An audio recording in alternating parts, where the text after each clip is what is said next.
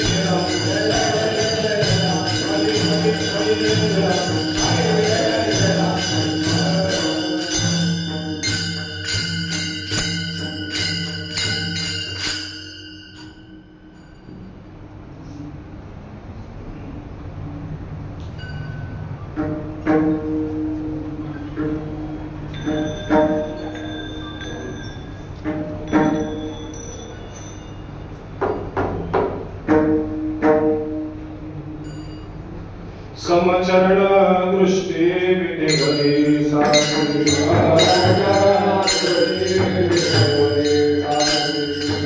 समचरण दृष्टी विदेवरी साधु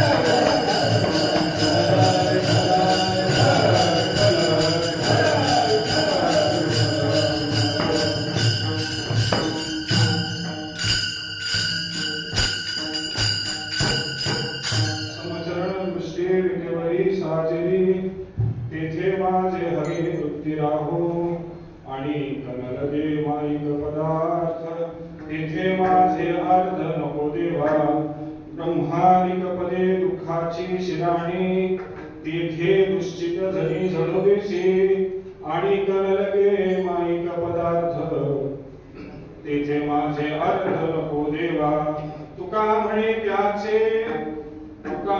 त्याचे कळले आम्हा मर्म जे जे कर्म धर्म नाशिवंत आणि कळले माईक पदार्थ तेथे माझे अर्थ नको देवा विठ्ठल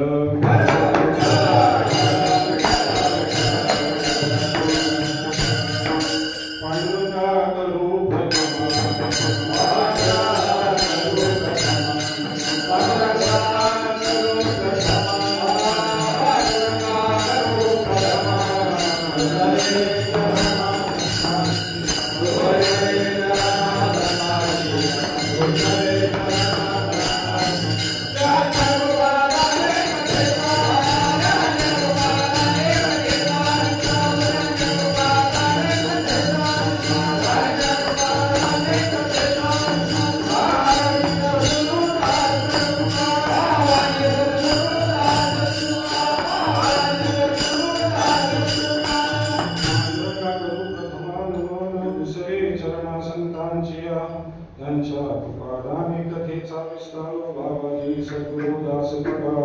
श्री संतांची माथा चरणावरी साष्टांग हे करी दंडवत विश्रांती पावलो संभाळा घरी वाढले अंतरी प्रेम सुख नमो ज्ञानेश्वरा नमो ज्ञानेश्वरा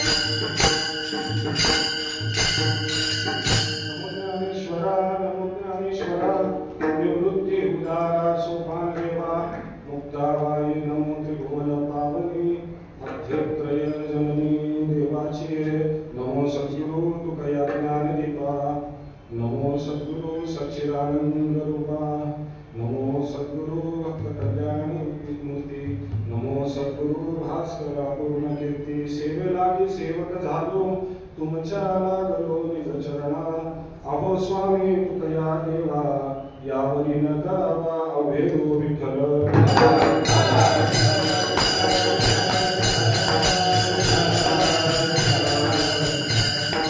समचरण दृष्टी विटेवरी साजरी येथे माझे हरी वृत्ती राहो आणि कललगे माईक पदार्थ इथे माझे अर्थ नको देवा. सद्गुरु खंडोजी बाबा यांच्या समाधी उत्सवातील पहिल्या दिवसाची कीर्तन सेवा आणि पहिल्या दिवसाची कीर्तन सेवा असल्यामुळे देहूकरांच्या फडाच्या अंकित असल्यामुळे तुकोबरायांच्या गाथ्यातला हा पहिला अभंग जो मंगलाचरणाचा अभंग आणि देवाकडून काय असे वैशिष्ट्यपूर्ण मागणी मागणारा अभंग घेतलेला आहे. विठ्ठल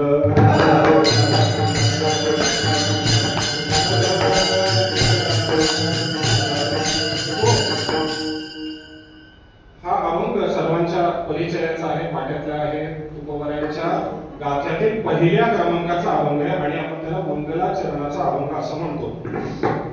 या अभंगाचा अजून एक वैशिष्ट्य असं आहे की हा मंगलाचरणाचा अभंग म्हटला गेलेला असला तरी हा नुसता मंगलाचरणाचा अभंग नाहीये. संपूर्ण गाथ्याचा विचार जेव्हा आपण करतो तर प्रत्येक अभंगाला एक ध्रुपद आहे. ते ध्रुपद म्हणजे काय असतं, त्या अभंगाचं विचारांचे केंद्रबिंदू असते, मध्यवर्ती केंद्र. म्हणजे कुठलाही अभंग म्हणा आणि तो ध्रुपद म्हणा तर त्या अभंगाची अर्थसंगती बरोबर लागत असते. तसंच हा अभंग म्हणजे संपूर्ण गाथ्याच्या अभंगाचा हा अभंग म्हणजे ध्रुपद आहे. विठ्ठल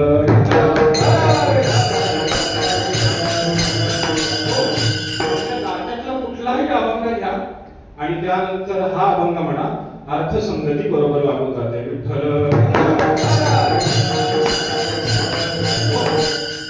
मंगलाचरणचे प्रकार वगैरे आपण बरेचदा ऐकलेलं आहे की मंगलचरणाचे प्रकार काय आहेत, मंगलाचरण म्हणजे काय असतं ते थोडक्यात बघू आणि पुढे जाऊ. मंगलाचरणचे 3 प्रकार प्रामुख्याने सांगितले जातात. एक आहे म्हणजे वस्तू निर्देश रूप मंगल, दुसरं म्हणजे आशीर्वाद रूप मंगल आणि तिसरं म्हणजे नमस्कार रूप मंगल. या अभंगाद्वारे तुकोबरायांनी 2 मंगल साधलेली आहेत.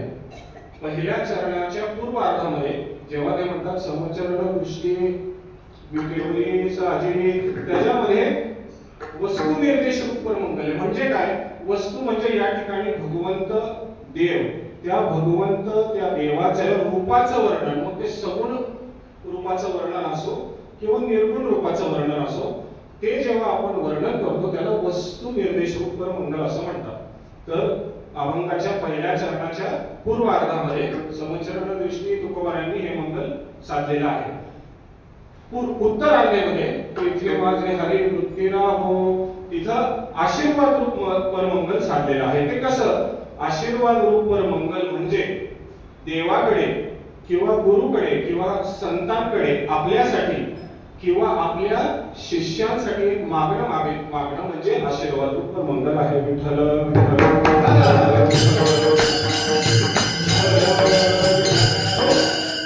हे मंगलाचरणाचे प्रकार आपण बरेचदा जेव्हा सप्त्याचा आरंभ होत असतो तेव्हा आपण बरेचदा ऐकलेलं असेल, पण मंगलाचरण करणं हे महत्वाचं असतं. सोप्या भाषेत, अगदी रोजच्या भाषेत मंगलाचरण म्हणजे काय, शुभ आरंभ. सोप्या भाषेत, रोजच्या भाषेत ते का करावं हे जास्त महत्वाचं आहे. प्रकार आपण बरेचदा ऐकतो, पण ते का करावं त्याच्यासाठी शास्त्राने 3 कारण सांगितलेली आहेत. आपल्या हातात घेतलेल्या कामामध्ये किंवा आपल्या हातात घेतलेलं काम पूर्ण व्हावं त्याच्यासाठी मंगलाचरण करा असं आपल्याला श्रुती सांगते. समाप्ती कामो मंगलम आचरे, म्हणजे ज्यांच्या मनामध्ये समाप्तीची कामना आहे, त्या कामाची समाप्ती व्हावी असं ज्यांना वाटत असेल त्यांनी मंगलाचरण करावं असं शास्त्र सांगते. किंवा ज्यांना वाटतं की आपल्या कामामध्ये यश यावं, ते पूर्ण केलं जावं, समाप्ती कामो मंगलम आचरे म्हणजे पहिलं कारण म्हणजे की आपल्या हातात घेतलेल्या कामामध्ये यश यावं, हे पहिलं कारण. दुसरं कारण आपल्या हातात घेतलेल्या कामामध्ये आणि ते काम पूर्ण होत असताना त्याच्यामध्ये काही प्रतिबंध निर्माण होत असतील किंवा काही विघ्न निर्माण होत असतील तर ते विघ्नाच्या निवृत्तीकरिता मंगलाचरण करा असं सांगितलेलं आहे. आणि तिसरं, आपल्या संस्कृतीमध्ये किंवा आपल्या परंपरेमध्ये ग्रंथ निर्माण करताना जर आपल्या मोठ्यांनी आपल्या साधू संतांनी जर मंगलाचरण केलेलं असेल तर मंगलाचरण करा असं आपल्याला तिसरं कारण सांगतं. म्हणजे मोठ्यांचा संप्रदाय चालवण्यासाठी मंगलाचरण करा.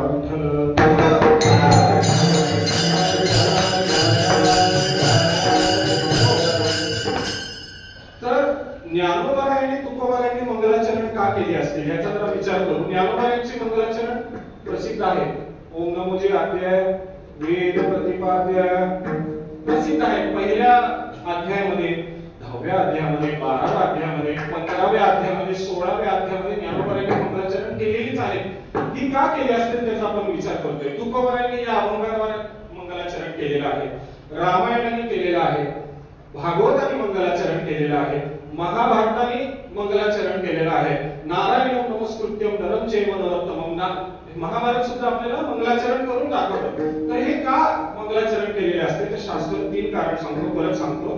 पहिलं, इच्छित, आपलं जे इच्छित काम आहे ते साध्य होण्यासाठी मंगलाचरण करा, म्हणजे इष्ट प्राप्तीसाठी मंगलाचरण, पहिलं कारण. दुसरं, त्या साधत असताना त्याच्यामध्ये काही प्रतिबंध निर्माण होत असतील तर त्याच्या निवृत्ती करता मंगलाचरण, म्हणजे अनिष्ट निवृत्ती करता मंगलाचरण. आणि तिसरं म्हणजे मोठ्यांचा संप्रदाय किंवा परंपरेचा सातत्य राखण्याकरता मंगलाचरण. विठ्ठल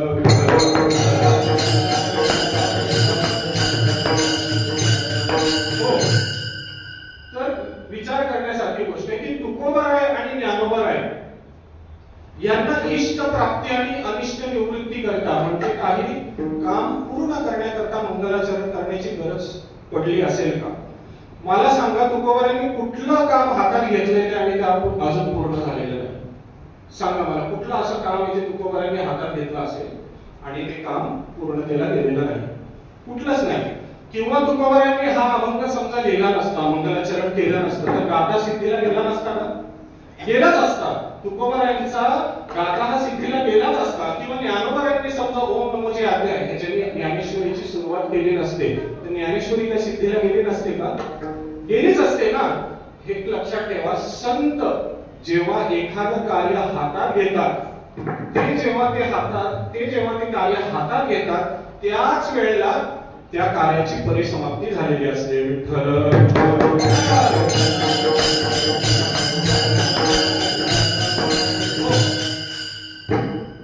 म्हणून तुकोबाराय इष्ट प्राप्तीसाठी म्हणजे काहीतरी त्यांना साधायचं आहे त्याच्यासाठी मंगलाचरण करतील असं वाटत नाही. कारण संत जेव्हा कार्य घेतात हातात तेव्हाच ते कार्य पूर्ण झालेलं असतं.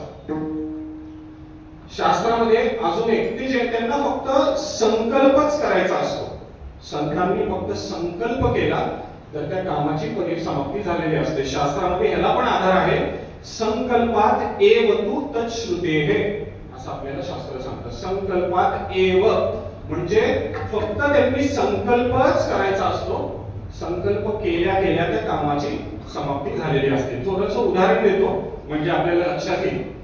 समजा आपण ठरवलं, आपण एखादा संकल्प केला की आपल्याला घर बांधायचंय, बंगला बांधायचंय, कुठेतरी आपल्याला एखादा ठिकाणी, चांगल्या ठिकाणी बंगला बांधायचा आहे. तर आधी काय करू, आपण रिकामी जागा शोधायला सुरुवात करू, ज्याला आपण प्लॉट म्हणतो. ती रिकामी जागा आपण शोधू सुरुवात करू. ती जागा मिळाल्यानंतर आपल्याकडे किती पैसे आहेत ते बघू. जर पैसे कमी पडले तर बँकेचं कर्ज काढू किंवा आपल्या मित्रांकडून, नातेवाईकांकडून पैशाची जमवाजमव सुरू करू. ते झाल्यानंतर ते सगळं सामान जे घर बांधायला लागते ते आणायचा प्रयत्न करू. त्याच्यानंतर ते घर बांधायला आपण सुरुवात करू. म्हणजे कुठेतरी माणूस जाऊन सांगतो किंवा तुमच्या माझ्यासारखा जीव म्हणतो की आम्ही घर बांधायला काढलेला आहे. संकल्प काय होता? घर बांधायचा. त्याच्यानंतर किती प्रयत्न झाले? पैशाची जमवाजमवी झाली, कर्ज झालं, जागा शोधणे झालं आणि हळूहळू ते घर निर्माण व्हायला लागलं. समजा पहिला स्लॅब पडला आणि तुमच्याकडचे पैसे संपले. पुन्हा तुम्ही बँकेत जावा, कर्ज काढा किंवा लोकांकडून नातेवाईकांकडून पैसे घ्या. म्हणजे पहिला स्लॅब पडला, दुसरा स्लॅब पडला, पुन्हा थांबले, तिसरा स्लॅब पडला, पुन्हा थांबले. त्याच्यानंतर असं 3-4 वर्षानंतर कुठेतरी ते तुमचं घर बांधून होतं. संकल्प काय होता? घर बांधायचा. त्याला किती कालावधी गेला? 3 ते 4 वर्ष आपण साधारण धरू की कालावधी गेला घर बांधायला. जेव्हा संकल्प आपण जेव्हा करतो, त्या संकल्प आणि संकल्पापूर्ती मधला जो प्रयत्न आहे, जो अंतर आहे, ते अंतर ज्याला प्रयत्नाने भरून काढावा लागतो, त्याला तुमच्या माझ्यासारखं जीव असं म्हणतात. विठ्ठल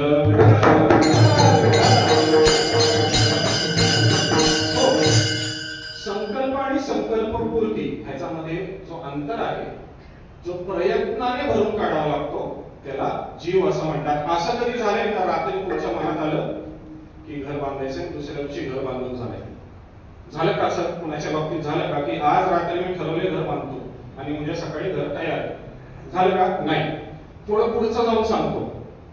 ज्ञानोबारायांनी किती वर्ष संकल्प करावा लागला आणि ती भिंत चालली? किती वर्ष असं संकल्प केला की भिंती चालावी, ही भिंत चालावी? अजिबात नाही. त्यांच्या फक्त मनात आलं, संकल्पात फक्त मनात आलं की ही भिंती चालावी. ज्ञानोबा भिंतीवर बसले आणि ती भिंती चालायला लागली. रेड्याला किती वर्ष वेद शिकवावा लागला ज्ञानोबारायांना? किती वर्ष? की बाबा तुला शिकवता आणि त्याच्यानंतर तू वेद बोलायला नाही. फक्त 2च शब्द त्यांच्या मनात आलं की बोल. ज्ञानदेव म्हणे बोल रे ऋग्वेद, फक्त बोल. 2 शब्द ज्ञानोबारायांनी त्या रेड्याला सांगितलं आणि तो रेडा वेद बोलायला लागला. कसं असतं? संकल्प आणि संकल्पाची पूर्ती याच्यामधला जो अंतर आहे, जे प्रयत्नाने भरून काढायला लागतात, त्यांना तुमच्या माझ्यासारखं जीव म्हणतात. पण संकल्प हीच संकल्पपूर्ती असणं हे संतांचं लक्षण असतं. विठ्ठल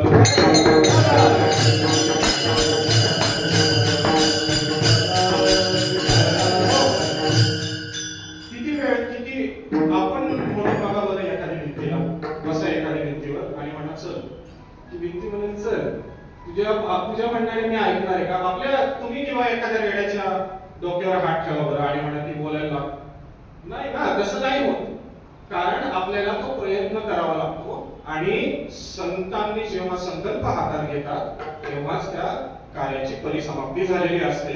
अहो मेलेले सच्चिदानंद बाबा, त्यांना फक्त उठ असं ज्ञानोबा आहे म्हणले तर ते उठ. प्रेत कोणाचं ऐकतं का?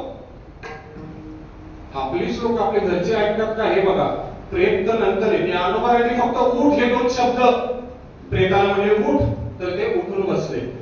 म्हणून संतांना फक्त संकल्पच करावा लागतो. जेव्हा ते संकल्प करतात त्याच वेळेला त्या संकल्पाची परिसमाप्ती झालेली असते. आपण काय बघतोय?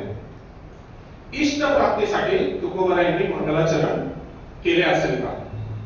पहिलं बघतोय आपण. इष्ट प्राप्तीसाठी तुकोबाराय किंवा ज्ञानोबाराय मंगलाचरण करतील का?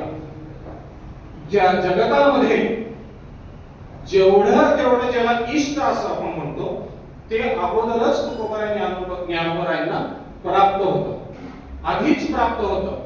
त्यांना कुठं काही प्रयत्न करावे लागले नाही. अहो मोक्ष सुद्धा त्यांच्या दारी चालून येत होता. तुकोबाराय सांगतात, निमिषार्ध संत संगती वास वैकुंठी कल्पांती मोक्षपदी येती विश्रांती बापुडी. फक्त संतांचा अर्धा निमिषाचा संग, अर्धा सेकंड म्हणू आपण, अर्धा निमिषाचा संग जरी घडला तरी मोक्ष त्या संतांच्या दारी चालत येतो. संसार तयाचा दास मोक्ष तो पाहत असे वास. रिद्धी सिद्धी देश वटात्रास न सिद्धी यास वैष्णव जन विठ्ठल.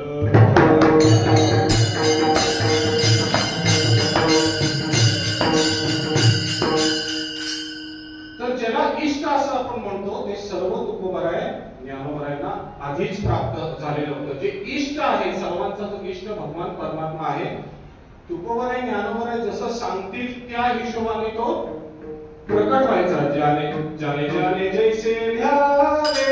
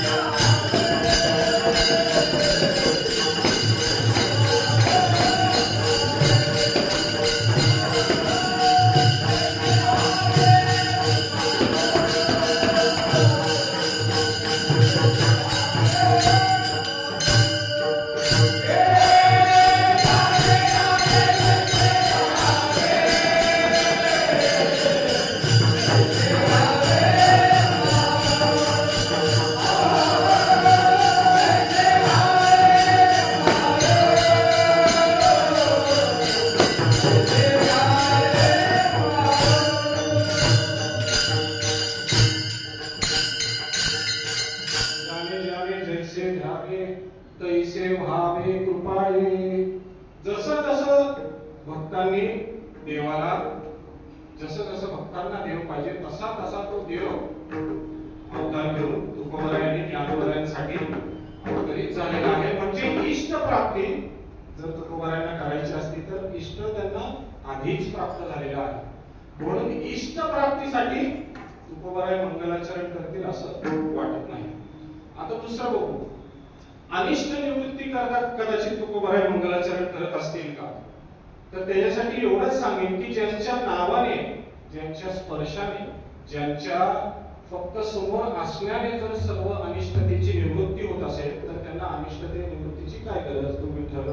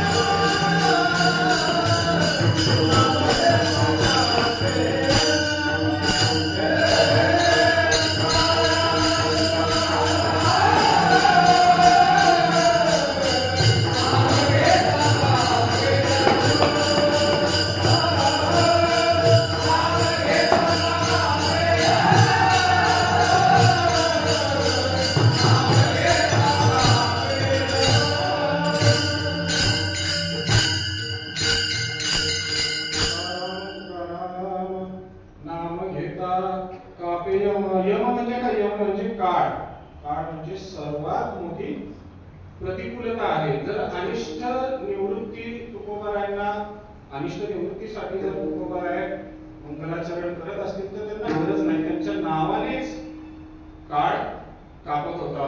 ज्ञानोबरायांबद्दल सुद्धा एकनाथ महाराज हेच सांगतात, ज्ञानदेव चतुराक्षरी जपहा सर्वज्ञान ज्ञानाज्ञान विरहित ब्रह्म प्राप्तीची संध्या ज्ञाताग्नेय निजांग होय ऐसे प्रतिज्ञा ज्ञानाग्नीने पापे जळती हे ज्याची आज्ञा ज्ञानदेव म्हणता ज्ञानदेव देतो वासुदेवची होतो अखंड मदती देतो. ज्ञानोबरायांच्या पुस्तक नामस्मरणाने वासुदेवची होतो म्हणजे ज्ञानोबरायांनी तुकोबरायांच्या पुस्तक नामस्मरणाने त्यांच्या सहवासाने त्यांच्या स्पर्शाने जर अनिष्टता निघून जात असेल तर तुकोबरायांना अनिष्टते निवृत्तीसाठी मंगलाचरण करायची गरज नाही असं वाटतं. तुकोबरायांच्या चरित्रामध्ये कचेश्वर ब्रह्मे यांचं चरित्र येतं बघा. कचेश्वर ब्रह्मे पंचक्रोशीतील तुकोबरायांच्या देहूमध्ये पंचक्रोशीतील राहणारे धनाढ्य माणूस, पैसेवाले श्रीमंत माणूस होते, ब्राह्मण माणूस. आणि त्यांना काहीतरी त्रास झाला म्हणून ते एका वैद्याकडे गेले. त्या वैद्याकडे गेले असताना ते वैद्याने त्यांना सांगितलं की तुम्हाला एक दुर्धर रोग झालेला आहे, आता हा रोग तुम्हाला नेल्याशिवाय राहणार नाही, हा तुम्हाला घेऊन जाणार आहे.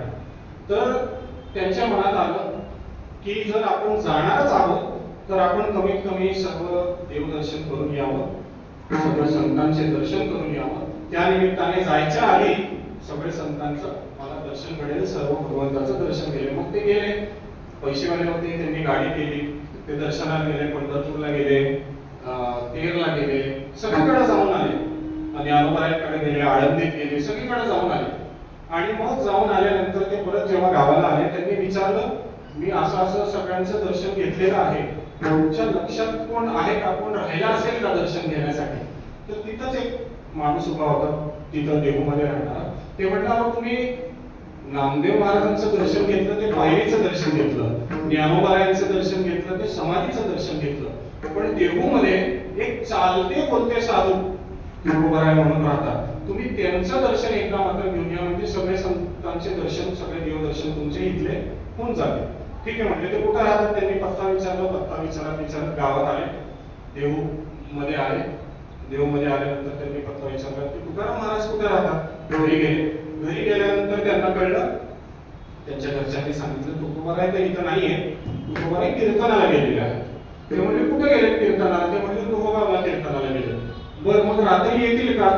ते म्हटले नाही, रात्री तर यायचे नाही, सकाळी आता कीर्तन झाल्यानंतर पूर्वीची कीर्तन रात्रभर चालायची बरं का. आता ते म्हणले की सकाळी काकडा करूनच येतील. बरं म्हणले. मग ते म्हणले बसा तुम्ही आराम करा, उद्या सकाळी येतील. ते म्हणले नाही, मी तुकोबारायांचं दर्शन घ्यायला लोहगावला जातो, कारण माझं सांगताच येत नाही की कधी मला जावं लागेल. ठीक आहे म्हणले. गाडी घेतली त्यांनी, गाडी केली, लोहगावला कीर्तनाला आले. तिथं बघितलं तुकोबाराय कीर्तन करतात. तुकोबाराय अशी कीर्तन करतात, त्यांना वाटलं आता संपेल कीर्तन, तुकोबारायांच्या मागे जाऊन बसावं, कीर्तन संपल्या त्यांचं दर्शन घ्यावं, म्हणजे मी मोकळा, म्हणजे मी जायला मोकळा, ह्याच्यानंतर कुठल्याही संतांचे दर्शन राहत नाही. कीर्तन चालू, तुकोबारायांचे कीर्तन, तुकोबाराय आपल्या धुंदीत कीर्तन करत आहे. आठवं गेले बाबा, तुकोबारायांचं कीर्तन चालू आहे. त्यांना काही नाही, कीर्तनात तुकोबा नाचत आहे, तुकोबाराय डोलत आहे. आणि डोलता नाचता असं वाटलं कचेश्वर ब्रह्मे मागच बसला होता, त्यांना वाटलं की तुकोबाराय पडतात की काय. त्यांनी त्यांच्या अभंगात जेव्हा कचेश्वर ब्रह्मे तुकोबारायांच्या चरित्राबद्दल लिहितात, त्यांनी त्यांचा पण एक अभंग लिहिलेला आहे. कर्दळी हे लावे जैसी छंद वाटे तैसे तुकोबाते देखी येले, असं कचेश्वर ब्राह्मणाने लिहून ठेवलेलं आहे. म्हणजे एखादी कर्दळी जसं वाऱ्याने हलते आणि डोलते आणि काय पडते की काय, तसं तुकोबाराय डोलत होते त्या कीर्तनात, तसं कचेश्वर ब्राह्मणाने लिहून ठेवलं. मग ते बघतायत तुकोबाराय डोलतायत, हलतायत, आणि त्यांना वाटलं एका क्षणाला की तुकोबाराय असे वाकलेले असताना पडतात की काय. पटकन त्यांना असं वाटलं की पडतात की काय. कचेश्वर ब्रह्मे पटकन असं मागून उभे राहिले आणि त्यांनी त्यांच्या दोन्ही खांद्यांना इथून असा स्पर्श केला. कचेश्वर ब्रह्मेने तुकोबारायांना तेवढाच स्पर्श केला आणि कचेश्वर ब्रह्मेचा पूर्ण रोगच गेला.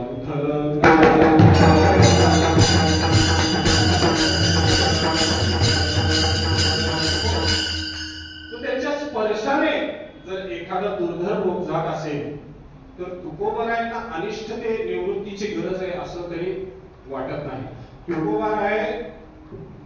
तुकोबारायांकडे प्रत्येक प्रतिकूलतेसाठी, प्रत्येक अनिष्टतेसाठी मात आहे, त्यांच्याकडे मार्ग आहे. त्यांच्या फक्त नामस्मरणाने एखाद्याची अनिष्टता निघून जाते. तुकोबारायांनी स्वतःच्या बळाचा बऱ्याच ठिकाणी असा उल्लेख केलेला आहे, त्यांनी परिचय करून दिलेला आहे. तुकोबाराय म्हणतात आम्ही बळी आहोत. पुन्हा कशामुळे बळी झालो? आम्ही त्या भगवंताचं नामस्मरण करतो. बळीयांचे अंकित आम्ही झालो बळीवंत. या भूमंडळावर जेवढे बळी आहेत त्याच्यामध्ये आम्ही बळी आहोत असं तुकोबाराय म्हणत आहे. तुका म्हणे भूमंडळी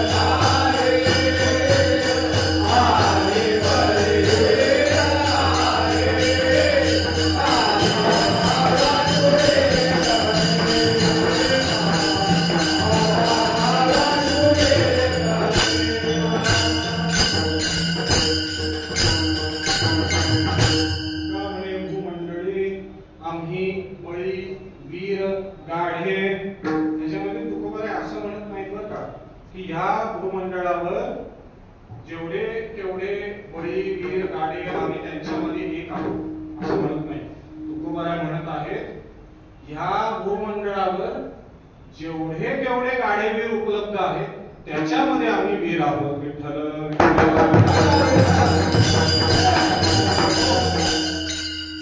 आपण बघतो की अनिष्टतेच्या निवृत्तीसाठी तुकोबारायांनी मंगलाचरण केलं असेल तर ते गरज वाटत नाही. अनिष्टता काय निर्माण होऊ शकते?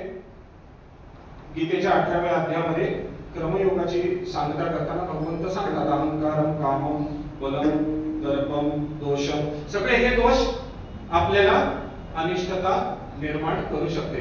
ज्ञानोबराय त्याच्या पहिल्या ओळीमध्ये खाली लिहितात तेथे आडवा वया आले दोष वैरीचे थोपटिले तयामाजी पहिले देह अहंकार. पण तुकोबारायांचं कसं होतं पवित्र देह वाणी पुण्य होतं त्याच्यामध्ये त्यांचा देह पवित्र आहे. देह अहंकार हा पहिला अनिष्टता आपल्या कुठल्याही कामामध्ये येऊ शकतो पण तुकोबारायांना ते येणार नाही.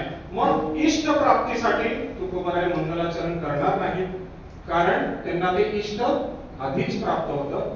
अनिष्टतेच्या निवृत्ती करता मग तुकोबाराय मंगलाचरण करणार नाहीत कारण अनिष्ट त्यांच्या फक्त नावाने लांब पडत होतं. मग त्याच्यामध्ये एकच उपाय शिल्लक राहतो ते म्हणजे आपले परंपरेच्या सातत्या करता तुकोबारायांनी मंगलाचरण केलेलं आहे. विठ्ठल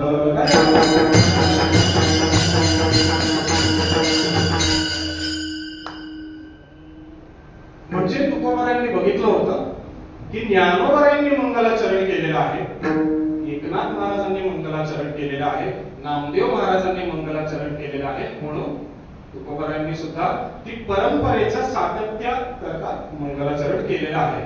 ह्याला शास्त्रीय भाषेमध्ये शिष्ट संप्रदाय असं म्हणतात. शिष्ट म्हणजे शहाणा. आपण जे म्हणतो ना हा फार शिष्ट आहे तसं नाही. शिष्ट संप्रदाय शिष्ट म्हणजे शहाणा संप्रदाय.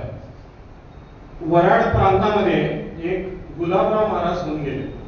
त्यांना प्रज्ञाचक्षु गुलाबराव महाराज असं म्हणतात. त्यांनी त्यांच्या साधुबोध नावाच्या ग्रंथामध्ये लिहिलेलं आहे की वारकरी संप्रदायासारखा शिष्ट शहाणा संप्रदाय जगाच्या पाठीवर नाही. नीट लक्ष देऊन ऐका बरं का काय म्हणतात गुलाबराव महाराज. ते म्हणतात की संप्रदाय शहाणा आहे, शहाण्यांचा संप्रदाय असं म्हणत नाही बरं का. संप्रदाय शहाणा आहे म्हणजे काय हे बघा. शहाणे एकत्रित येणं ही तर खूप मोठी गोष्ट नाही. शहाणे एकत्र येतच असतात. संप्रदायामध्ये सगळे शहाणेच येतात असं काही नाही. संप्रदाय शहाणा आहे याचा अर्थ असा काय की इथं वेडा जरी आला तरी तो शहाणा बाहेर पडतो. विठ्ठल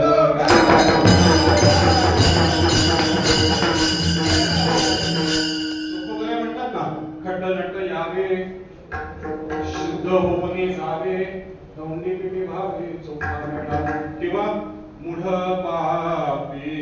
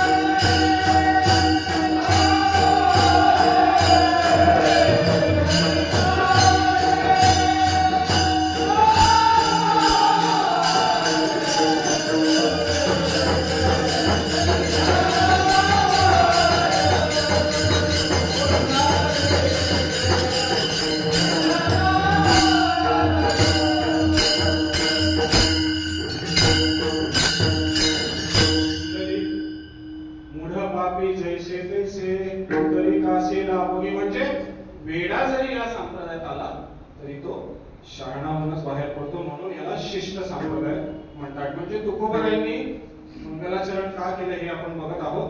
फक्त ज्ञानोबरायांनी मंगलाचरण केलं म्हणून तुकोबरायांनी सुद्धा मंगलाचरण केलेलं आहे. लोक म्हणतात कुणाच्याही मागे जाऊ नये, ते बरोबर आहे, कुणाच्याही मागे जायचं नसतं, पण तुकोबराय हे ज्ञानोबरायांच्या मागे जात आहेत हे लक्षात ठेवा.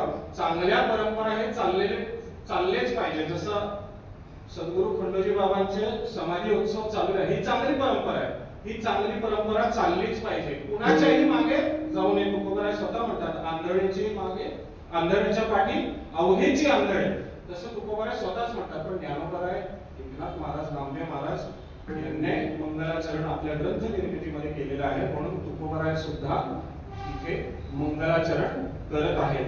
मंगलाचरणाचे फायदे जे शास्त्रकारांनी सांगितलेले आहेत ते तुकोबरायांना लागू पडत नाही, कारण तुकोबराय त्याच्या पलीकडचे आहेत. लागून पाप पुण्यानं त्यांना काहीच पाप पुण्य लागत नाही. काय कधी कधी मंगलाचरण करायला सांगितलेलं आहे. कुठलंही काम तुम्ही जेव्हा हातात घेतला 3दा मंगलाचरण करायला सांगितलेलं आहे.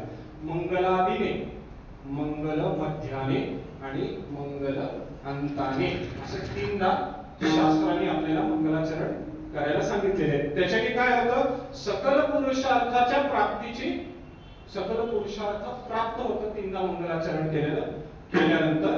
आणि अशा ग्रंथ निर्मितीमुळे खूप आयुष्य असं प्राप्त होतं, म्हणून 3दा मंगलाचरण करा असं शास्त्र सांगत असतं. पण जसं सांगितलं तुकोबरायांना ह्याच्या पलीकडचे होते, त्याचे फायदे तोटे त्यांना त्याच्या पलीकडचे होते तुकोबराय. तरी पण तुकोबराय ह्या मंगलाचरणाद्वारे भगवंताच्या पायाजवळ एक वैशिष्ट्यपूर्ण मागणी मागत आहेत. एक थोडीशी प्रस्तावना देतो, मग अभंगाकडे वळू की मागणी नेमकं माणूस का मागत असतो. कुठल्या ना कुठल्या तरी दुःख असल्याशिवाय माणूस कधी मागत नाही. तुम्ही विचार करा, तुमच्याकडे पैसे नसले तरच तुम्ही पैसे मागायला जाता, म्हणजे तुमच्याकडे पैसे नसण्याचं दुःख आहे. समजा तुम्ही कुठेतरी जेवण मागायला गेले, तुमच्याकडे जेवण नसण्याचं दुःख आहे म्हणून तुम्ही तिथं जेवण मागायला गेलेला आहात. तुमच्याकडे तुम्ही समजा वस्त्र मागायला गेले कुठेतरी, वस्त्र नसण्याचं तुमच्याकडे दुःख आहे म्हणून तुम्ही, म्हणजे कुठली ना कुठली दुःखातून प्रकट झालेली इच्छा म्हणजे ती मागणी असते. या अभंगाचा जर आपण विचार केला तर तुकोबरायांचं दुःख किती मोठं होतं हे पण आपल्याला या अभंगाच्या मागणीतून कळत जाईल आपल्याला, जसं आपण पुढे जाऊ. आणि अजून एक विषय सांगतो, जेव्हा माणूस मागतो त्या माणसाच्या मागणीचा विषय काय आहे त्याच्यातून त्याच्या परमार्थाची अवस्था कळत असते.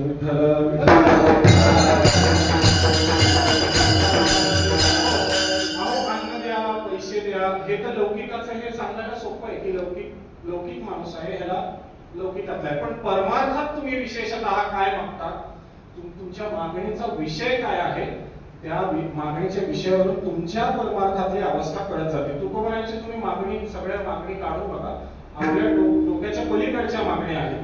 त्यांनी खूप काही मागणी असं मागितलेल्या आहेत ते देहाच्या संबंधातून कधी मागतात, तुकोबराय कधी साधनेच्या संबंधातून मागतात, तुकोबराय कधी साध्याच्या संबंधातून मागतात, तुकोबराय कधी कधी मनाच्या संबंधातून मागतात, चित्ताच्या संबंधातून मागतात, बुद्धीच्या संबंधातून मागतात, आणि हे ज्याच्यामुळं सगळं आहे ते वृत्तीच्या संबंधातून सुद्धा तुकोबराय मागतात. आणि ह्या अभंगाद्वारे त्यांनी त्या वृत्तीच्या संबंधातलीच मागणी केलेली आहे. आपण फार विस्तार करायचा नाही, फक्त 2 प्रकार बघू आणि पुढे जाऊ. तुकोबराय कधी कधी देहाच्या संबंध, अभंगाच्या निगडीत जे 2 मागणी आहेत त्याच्याजवळ आपण बघू. तुकोबराय कधी कधी देहाच्या संबंधातून मागतात, कधी कधी वृत्तीच्या संबंधातून मागतात. देहाच्या संबंधातून मागणं कसं आहे तुकोबरायांचं, शरीर रोगाचे भांडार माहिती आहे. शरीर काय आहे, दुःखाचे कोठार आहे, मळमूत्राचा बांधा आहे. म्हणून तुकोबराय असं म्हणत नाही की हा शरीर पडावा किंवा हा देह पडावा. ते फक्त तुकोबराय म्हणतात की देहाचा विसर आम्हाला पडला पाहिजे. देव आता ऐसा, देव आता ऐसा,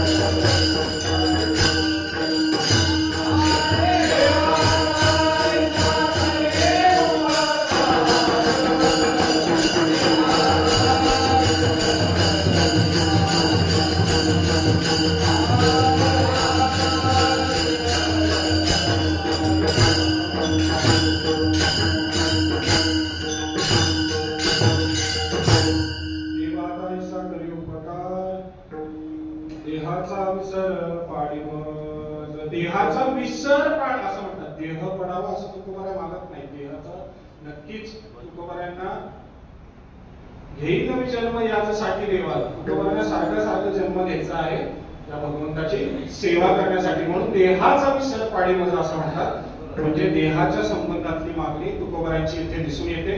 तसंच वृत्तीच्या संबंधातलं मागणं तुकोबारायांचं आपल्याला महत्व बघायचं आहे. आज वृत्तीच्या संबंधातून का मागतात तुकोबाराय. एक सूत्र असं आहे की प्रपंचामध्ये किंवा संसारामध्ये आपली वृत्ती कायम असते, पण तिथं प्रपंचामध्ये विषय चांगला नसतो. पण परमार्थामध्ये विषय चांगला असतो, पण आपली वृत्ती तिथं जात नाही.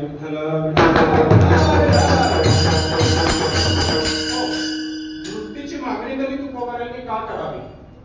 तुम्हाला भगवंतापर्यंत पोहोचायचं असेल तर सर्वात महत्वाचं तुम्हाला कोणी साथ दिली पाहिजे तर ती वृत्तीने तुमची साथ दिली पाहिजे. तुकोबाराय बऱ्याच अभंगातून आणि बऱ्याच संतांनी बऱ्याच अभंगातून सांगितलेले आहे. थोडे आहे चित्त झाले सहाय्य. चित्त सहाय्य झाले. चित्ताने तुम्हाला सहाय्य केलं तर ते थोडंच आहे. तुका म्हणे मन उतरी भव सिंधू मन करी बंधू 84चा. म्हणजे मनाला जर तुम्ही ताब्यात केलं तर तुम्हाला भगवंत सोपा आहे. या देहाचा जो सरपंच कोणी असेल तर ते मन आहे. मनोराजा एक देहपुरी. त्या मनाला फक्त तुम्हाला ताब्यात करायचं आहे, त्या वृत्तीला तुम्हाला ताब्यात करायचं आहे. मग भगवंत मात्र लांब नाही तुम्हाला. आणि असं होतं की नेमकं उलट होत असतं की प्रपंचाकडे आपली वृत्ती नेहमीच राहते, पण तिथं विषय चांगला नसतो. आणि परमार्थामध्ये विषय चांगला आहे तर आपली वृत्ती तिथं राहत नाही. विषय ओढी भुलले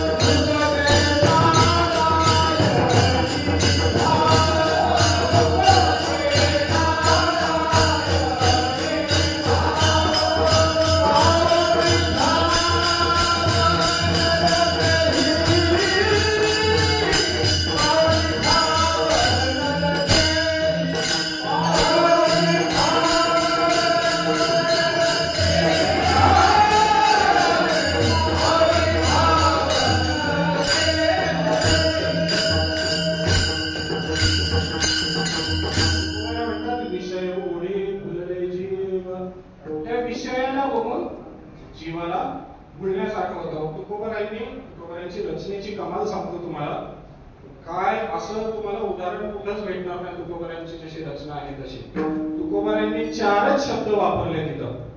विषय, ओढी, भुलले, जीव.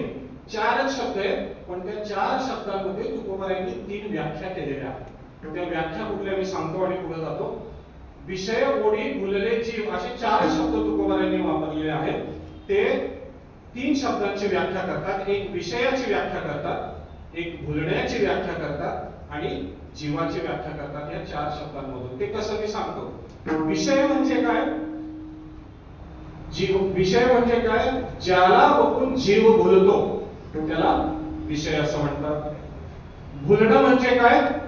विषयाला बघून जी जीवाला होतं त्याला भुलणं असं म्हणतात. आणि शेवटी जीवाची व्याख्या करतात, विषयाला बघून जो बोलतो त्याला जीव असं म्हणतात. विठ्ठल.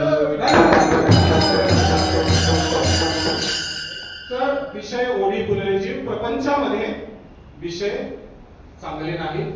विषय ते कैसे, रोहिणीचे जड जैसे, असे बरेच आपल्याला प्रमाण देता येतील. पण विषय चांगला कुठे आहे? तो परमार्थामध्ये आहे. विषय तो त्यांचा विषय चांगला फक्त परमार्थामध्ये आहे. आणि माझं तुकोबा काय म्हणताय की त्या प्रपंचातून जिथं माझी वृत्ती कायम अडकलेली आहे ती वळवण्याचं काम परमार्थाकडे, हे देवा तुझ्याकडे मी देत आहे. आणि ते माझ्यासारख्या किंवा जीवाला ते शक्य नाही तिथं वळून परमार्थाकडे आहात. म्हणून जी मागणी मागत आहे ते तुकोबा अभंगाची.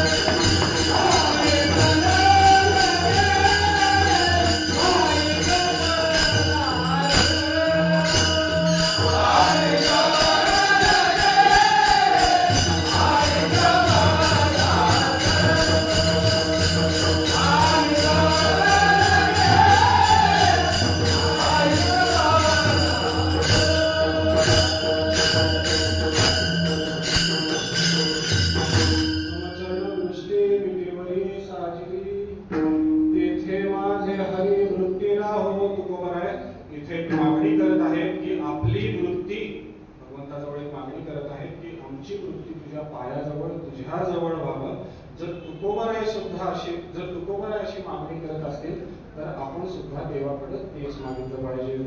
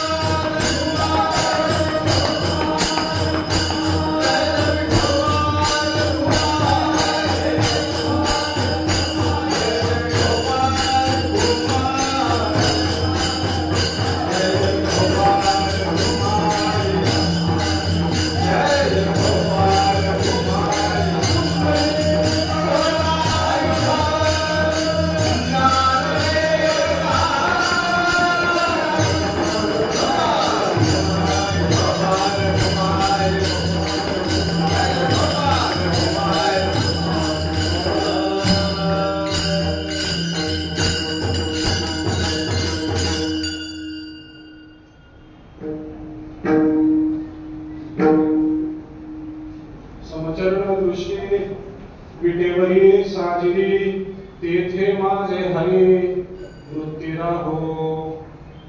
तुकोबर आहे या चरणाद्वारे किंवा या अभंगाद्वारे एक वैशिष्ट्यपूर्ण मागणं देवाजवळ मागत आहे. त्याचा आपण प्रयत्न करू सोडवायचा की नेमकं काय मागणं आणि कुणाजवळ मागणं आहे तुकोबारायांचं. तर समचरण असलेल्या भगवंताजवळ तुकोबारायांचं मागणं आहे. समचरण असलेला, समदृष्टी असलेला आणि जो विटेवरी उभा आहे. तुकोबारायांना कदाचित वाटलं असेल की समचरण समदृष्टी असणाऱ्या अन्य देवतेकडे माझं कधी उपासना जाऊ नये, म्हणून त्याची व्यावृत्ती व्हावी म्हणून विटेवरी हे पद तुकोबारायांनी त्याच्यामध्ये घातलं. म्हणजे आणि जो सुंदर असा परमात्मा आहे, साजर म्हणजे सुंदर असा परमात्मा आहे, तेथे माझे हरी वृत्ती राहो. सम म्हणजे काय थोडक्यात सांगतो. या जगतामध्ये फक्त दोनच तत्व आहेत, एक विषम तत्व आणि दुसरं म्हणजे समतत्व. विषम तत्व म्हणजे या जगामध्ये जे सर्व आपल्याला दिसतं सर्वच ते विषम आहे. विषम म्हणजे काय, जे सारखं नसतं, ते दरवेळेस बदलतं. तुम्ही उदाहरण बघा की दोन माणसं कधी एकसारखे दिसणारे दोन माणसं, दोन अक्षय महाराज आणि ओंकार महाराज आहेत, एक सारखे जरी दिसणारे असले तरी त्यांच्या स्वभावात नक्कीच थोडाफार फरक असेल. कधीही दोन माणसं एकसारखे नसू शकतात. विषम तत्व मी सांगतोय तुम्हाला. दोन माणसांच्या चालण्यामध्ये तरी फरक असेल, त्यांच्या आवाजामध्ये तरी फरक असेल, त्यांच्या स्वभावामध्ये फरक असेल. अहो दोन माणसं सोडा, तुम्ही स्वतःचं शरीर घ्या, तुमचे दोन अवयव तरी एकसारखे दिसतात का? तुमचं नाक आणि कान एकसारखे दिसतं का? नाही दिसत. विषम आहे. विषम म्हणजे सारखं नसणार, म्हणजे भेद आहे. तुमचा हात तुमच्या पायासारखा दिसतं का? कधीच नाही. तुम्ही दुकानात जावा, तुमच्या गव्हाचे किती प्रकार आहेत आता आलेले, 100 प्रकार आहेत. हे गहू, ते गहू, 120 रुपये हे, 110 रुपये हे. तांदूळाचे वेगळे प्रकार आहेत. तुम्ही पाण्यामध्ये फरक बघा. इथून आळंदीला गेले की पाणी बदलतं. पुण्यामधलं पाणी वेगळं, आळंदी फक्त 25 किलोमीटर आहे इथून लांब. पाण्यामध्ये या जगामध्ये सगळंच वेगळं आहे. अहो तुम्ही विचार करा, 10 वर्षापूर्वी तुम्ही जे दिसायचे तुम्ही आता दिसता का? नाही, वेगळंच. तुमच्यामध्ये सुद्धा बदल आलेला आहे. म्हणजे या जगामध्ये जे काय आहे ते सगळंच विषम आहे आणि ते विषम असल्यामुळे त्याच्यामध्ये सुख मात्र माणसाला मिळत नाही, कारण बदलत जातं, एकसारखं राहत नाही. आणि सम जे आहे, तर समतत्व म्हणजे तो फक्त एकच आहे. ब्रह्म सर्वगत सदा सम. सदा सम कोण आहे, तर तो ब्रह्म आहे. ब्रह्म म्हणजे देव, देव म्हणजे पांडुरंग परमात्मा. तो सारखाच आहे.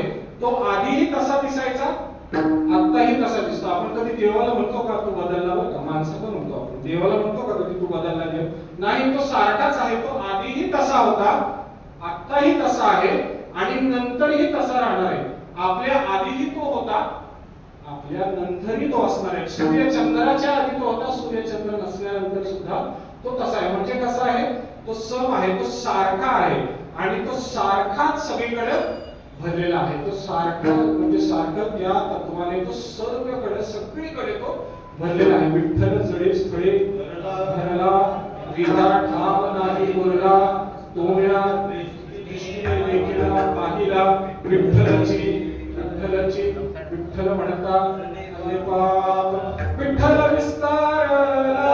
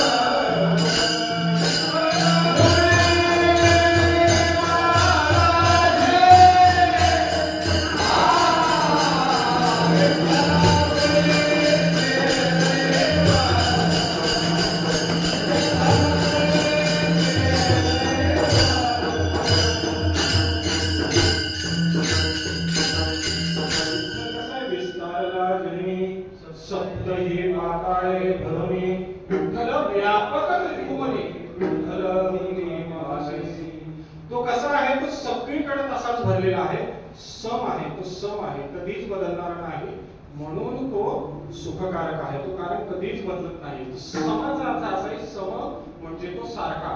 चरण म्हणजे काय? चरण म्हणजे स्वरूप. एखादा मोठा माणूस कोण असला तर आपण काय म्हणतो की तुमचे पाय आमच्या घराला लागावे, तुमचे चरण आमच्या पायाला लागावे. चरण म्हणजे काय? स्वरूप. स्वरूप त्याचा स्वरूप असं सम आहे, तो समदृष्टी आहे आणि जो विटेवरील उभा आहे, विटेवरील जो सुंदर परमात्मा उभा आहे, असा सुंदर परमात्मा तुकोबाराय म्हणतात तेथे माझे हरी वृत्तीला हो. या अभंगाचा जर आपण विचार केला तर तुकोबारायांचं मागणं आपल्याला लक्षात येईल की ते वृत्तीने कुठं जावं हे पहिल्या चरणातून सांगत आहेत आणि वृत्तीने कुठं जाऊ नये हे बाकीच्या 3 चरणांमधून तुकोबाराय सांगत आहेत.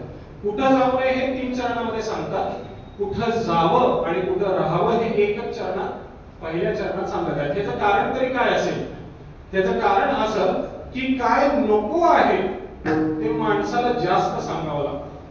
काय पाहिजे ते नंतर सांगितलं, एकदा सांगितलं तरी चालतं. तुम्ही विचार करा, तुमच्या घरी कोण पाहुणे जेवायला आला, तुम्ही विचारा त्यांना काय पथ्य आहेत का? तो म्हणतो मला तुपकट नको, मला तेलकट नको, मला साखर नको, मला तुरीची डाळ चालत नाही, मला हे चालत नाही. काय नको आहे हे जास्त सांगत असतो माणूस, काय पाहिजे हे सांगत नसतो. म्हणून तुकोबारायांना हा माणसाचा स्वभाव माहिती होता. ते म्हणाले की कुठं जाऊ नये असे अनेक ठिकाणी आहेत, पण कुठं जावं हे एकदाच सांगतो. त्याचं दुसरं कारण असं की वृत्तीने जाऊ नये असे अनेक ठिकाणं असतील, पण वृत्तीने कुठं जावं त्याचं एकच ठिकाण आहे, ते म्हणजे परमात्मा विठ्ठल.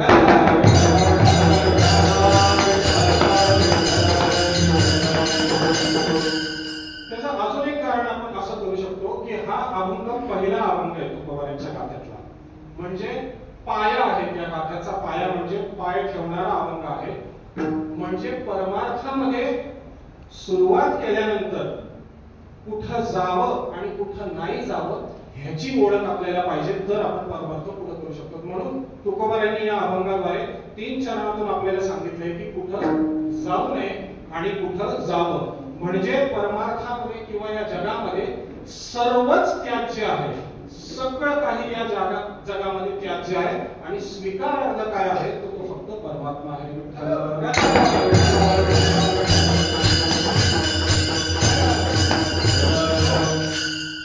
तुकोबाराय म्हणत आहेत समचरण दृष्टी विटेवरी साजिरी तुझ्याच पायाजवळ माझी वृत्ती नेहमीच राहावी, नेहमीच असावी. मी अशी तुला प्रार्थना करतोय असं तुकोबाराय सांगत आहे.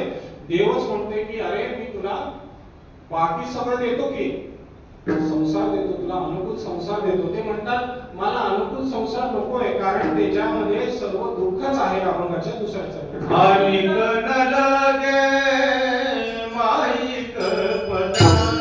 Thank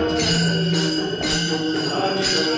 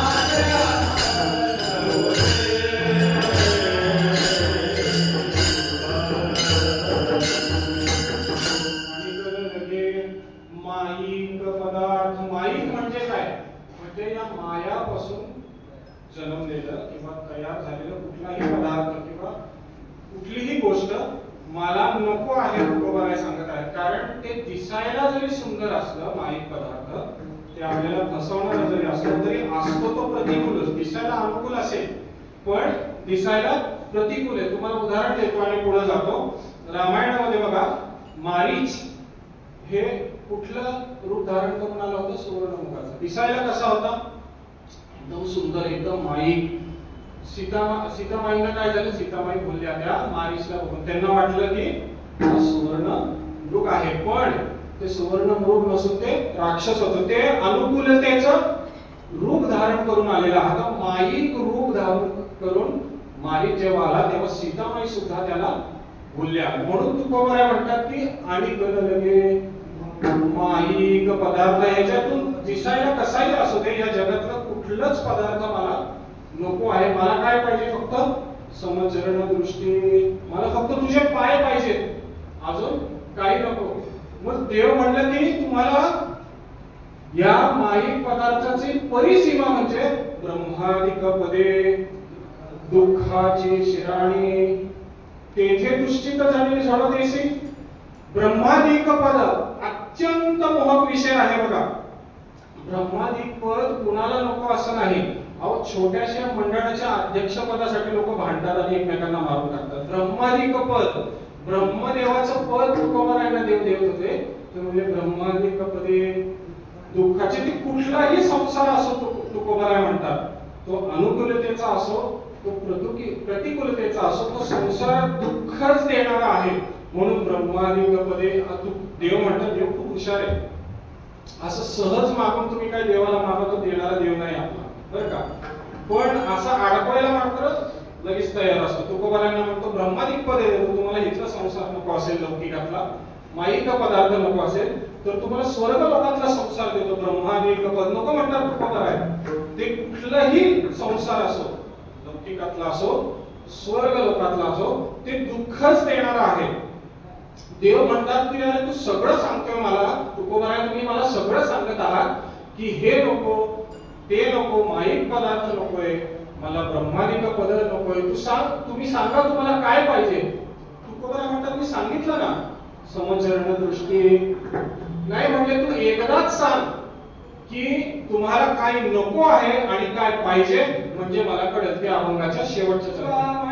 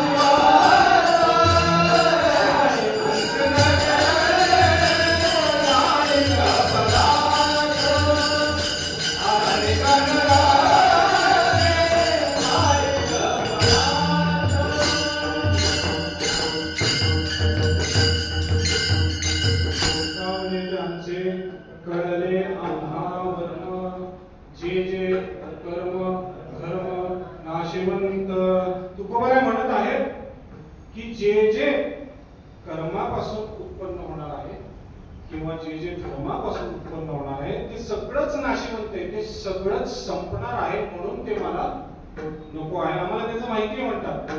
कर्म आणि धर्म हे दोन शब्द आले, याचा अर्थ असा होतो, कर्म म्हणजे लौकिक कर्म, लौकिक कर्मातून काही जे निष्पन्न होतं त्याला कर्म असं म्हणतात.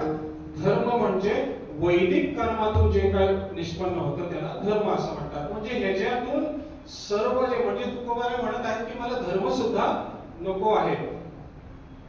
गीतेमध्ये जरी उपदेश केला असेल की आपल्याला धर्माचं पालन करायचं असेल तरी त्याच गीतेमध्ये शेवटच्या अध्यायात भगवंत सांगत आहे सर्व धर्म परित्याज्य, म्हणजे सर्व धर्म तो टाकावाच लागतो. ऐसे धर्म धर्माचे टवाळ दावी अज्ञान जे का मूळ म्हणून त्यजोनी त्याचे सकळ धर्म जात. म्हणजे तो कुठलाही धर्म असला काही धर्म असला तरी तो त्यागावाच लागतो, कारण त्याचं जे मूळ आहे ते अज्ञानातूनच ते कर्म आणि धर्म जन्म घेत असतात. म्हणून तुकोबाराय म्हणतात की इथं कुठंच नको, या जगामध्ये जे काही निर्माण होणाऱ्या गोष्टी आहेत ते सगळे संपणार आहेत. जे संपणार नाही आहे ते फक्त तुझं चरण आहे, म्हणून मला फक्त माझी जी वृत्ती आहे ती तुझ्या चरणाजवळ राहू दे. म्हणजे या संसारामध्ये सगळंच असार आहे, फलकट तो संसार तेथे सार भगवंत. म्हणजे काय सार जे असेल या जगामध्ये तर तो फक्त भगवंत आहे. म्हणून तुकोबाराय या अभंगाद्वारे मागणी करत आहेत की देवा माझी वृत्ती कुठं राहावी, तर जो विटेवर असणारा जो परमात्मा आहे, जो सुंदर असा परमात्मा आहे, जो समचरणी आहे, त्याच्या पायाजवळ माझी वृत्ती राहावी. आज खंडोजी बाबा उत्सवातील त्यांच्या समाधी उत्सवातील पहिल्या दिवसाची सेवा देव, जसं मी सांगून गेलो देवकरांच्या नियमाप्रमाणे पहिला अभंग तुकोबारायांच्या गाथ्यातला समचरण दृष्टी हा अभंग का घेतला जावा, कारण जसं आधी सांगितलं की परमार्थामध्ये काही कळावं, जेव्हा तुम्ही परमार्थामध्ये येतो तर कुठं जाऊ नये आणि कुठं जावं हे कळावं, आणि हेच तुकोबाराय या अभंगातून सांगण्याचा प्रयत्न करीत आहात. खंडोजी बाबांबद्दल 2 मिनिटात सांगतो आणि पुढे जातो. जेव्हा हा पालखी सोहळा हैबत बाबांनी चालू केला, त्या हैबत बाबांबरोबर खंडोजी बाबा, शेडगे बाबा हे सगळे त्यांचे सहकारी होते, आणि सगळ्या वारकऱ्यांची जेवणाची सोय ही खंडोजी बाबांकडे होती. असे थोर महात्मे ज्यांनी वारकऱ्यांची सेवा केली, त्यांच्या पदस्पर्शाने हे सगळं हा जो परिसर आहे, बाबा स्वतः इथं राहत होते, त्यांच्या पदस्पर्शाने ही भूमी खूप पावन झालेली आहे. त्यांच्या समाधीचा उत्सव आपण येथे साजरा करत आहोत. आज उपस्थित शिरवळकर फळावरचे बरेच मंडळी येथे उपस्थित आहेत. ओंकार महाराज असतील, ज्ञानेश महाराज, अक्षय महाराज आहेत, योगेश महाराज आहेत, आमचे मार्गदर्शक आहेत संदीप महाराज पळसे येथे, मित्रमंडळी आहेत, पप्पाजवळ श्रवण आहेत, श्रेय सेवा लांबून आहे, आपण सर्व साधक मंडळी आहात. या तुमच्या सर्वांच्या भरत महाराज आहेत, आमचे दरवर्षी ते कित्येक वर्ष बाबांची सेवा करत आहेत येथे. त्यांच्यामुळे येथे तुमच्यामुळेच हा जो कीर्तन सप्ताह चालू आहे तो यशस्वीरित्या पार पडत आहे, आणि आजची कीर्तन सेवा सुद्धा सगळी तुमच्यामुळेच यशस्वीरित्या पार पडत आहे. बाबांच्या चरणी आपण जे तुकोबाराय मागत आहे देवाला, आपण सुद्धा बाबांनाही तेच मागावं, देवाजवळ हेच मागावं की माझी वृत्ती कुठं राहावी, तर तुमच्या चरणाजवळ राहावी, संतांची सेवा घडावी, भगवंताची सेवा घडावी, तरच आपल्याला आपण हा परमार्थ नीट करू शकतो. ज्ञानेश्वर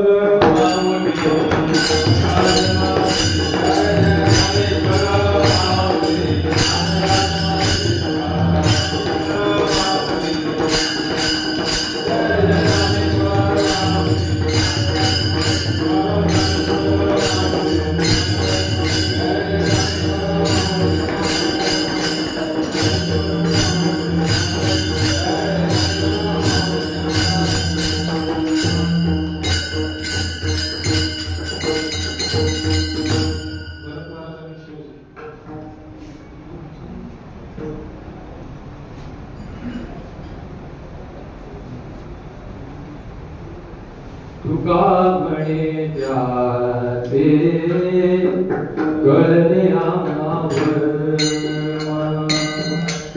तुका म्हणे त्याचे कळले आम्हावर